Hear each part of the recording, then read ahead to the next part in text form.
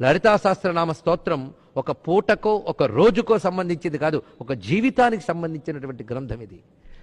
నిరంతరం మననం చేసుకోవాల్సిన గ్రంథం ఇది. ఓపిక ఉండాలే గాని ఈ సహస్రనామ స్తోత్రంలో కూర్పు చేసుకుంటూ వెళితే కొన్ని వాక్యాలన్నీ దగ్గరికి తీస్తే కొన్ని ఉపనిషత్తులు తయారవుతాయి.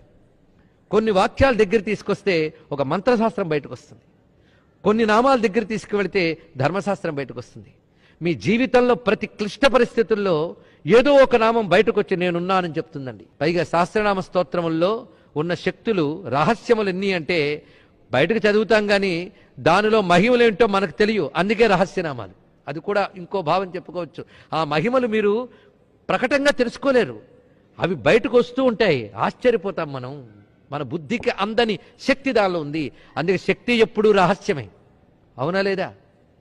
ఇక్కడ లైట్ ఉంది, మైక్ ఉంది, ఫ్యాన్ ఉంది. శక్తో ఉందా లేదా?